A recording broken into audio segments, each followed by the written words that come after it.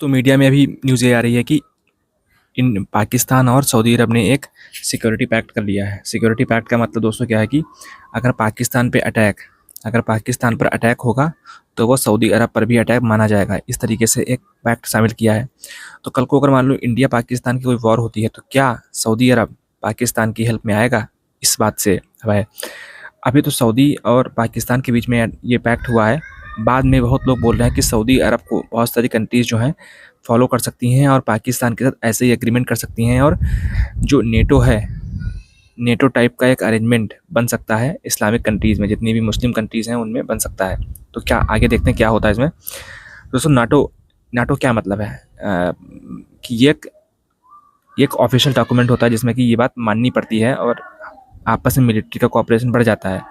एक पे अटैक सब पे अटैक माना जाता है। तो ये एक पॉइंट है। दूसरा पॉइंट है कि पाकिस्तान एक डिटरेंस की तरह काम कर सकता है मुस्लिम कंट्रीज़ के लिए इजराइल से।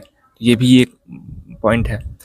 फिर इतिहास में बहुत सारे सऊदी अरब ने एक एक्ट पास किया था। सऊदी अरब में दोस्तों एक डील हुई थी पाकिस्तान सऊदी अरब की कि टेररिज्म को लेकर के कि जो पाकिस्तान में जो टेररिज्म है या सऊदी अरब में टेररिज्म है उसको काउंटर करने के लिए एक फोर्स टाइप की बनाई गई थी। ये IMCTC 2015 में, लेकिन उस पर कुछ ज़्यादा काम हुआ नहीं है। GCC कंट्रीज अगेन अगेन ये सब है। और इस पर समर्थन करने वाले दोस्तों बहुत सारे देश हैं। कुछ कंट्रीज़ जो है वो US के बहुत बड़े एलाई हैं, कुछ कंट्रीज़ जो हैं रशिया के बहुत बड़े एलाई हैं। तो उस पर भी एक बात चलती है कि क्या पाकिस्तान US के खिलाफ जाएगा, ठीक है, इजराइल के ऊपर अटैक करना। कहीं ऐसा तो नहीं है कि पाकिस्तान सिर्फ और सिर्फ इंडिया इंडिया की दुश्मनी के लिए कर रहा हो ये।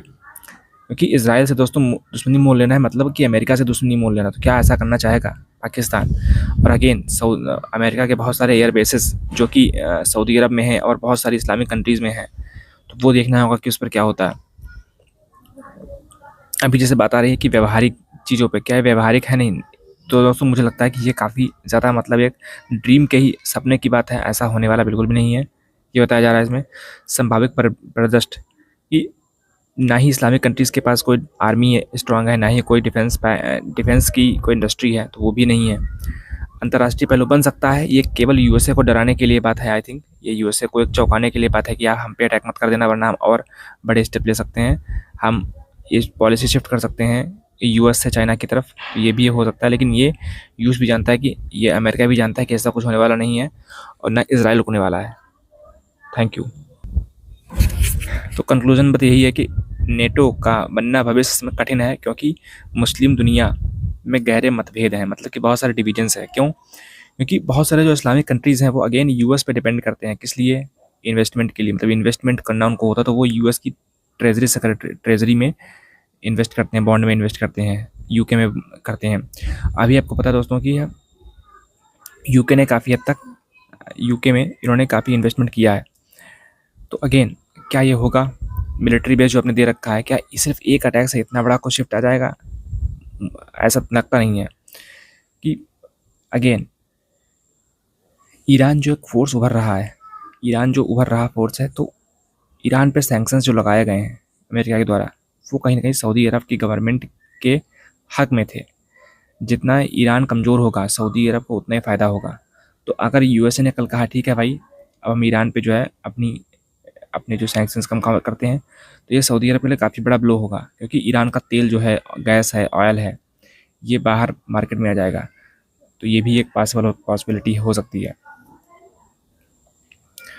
अगेन देखना होगा क्या होगा। अब फिर सऊदी अरब में भी रिजीम चेंज की बात हो सकती है कि क्या रिजीम चेंज हो सकता है सऊदी अरब में कि जो उसकी जो किंग है, क्वीन है। क्योंकि सद्दाम हुसैन साथ ऐसा दोस्तों हो चुका है। सद्दाम हुसैन ने एक बार कहा था, यूरोप से कहा था कि हम यूरो में आपको तेल बेच सकते हैं, हम आपको यूरो में तेल बेच सकते हैं। लेकिन USA ने इसको धमकी मानते हुए सद्दाम हुसैन को मरवा दिया था। तो क्या सऊदी अरब भी उसी रास्ते पर जा रहा है? क्या अमेरिका ऐसा करेगा? अगेन बहुत ज़्यादा पॉसिबिलिटी है और मुझे लगता है अगर ऐसा करता है तो इंडिया भी सपोर्ट USA का करेगा। क्यों? क्योंकि इंडिया के हक में है कि कोई मिडिल ईस्ट में नेटो ना बन पाए। क्योंकि ऐसे क्या होगा कि पाकिस्तान का रोल उस नेटो में बहुत होगा और कल को इंडिया पाकिस्तान वॉर होती है तो वो सारी कंट्रीज़ मिल के, टर्की और सारी GCC कंट्रीज़ का मतलब है कि Saudi Arabia, Oman, Qatar, Kuwait, Bahrain, ये सारी कंट्रीज मिलके भारत पे अटैक कर सकती हैं, तो इंडिया भी आई थिंक इसके खिलाफ ही होगा।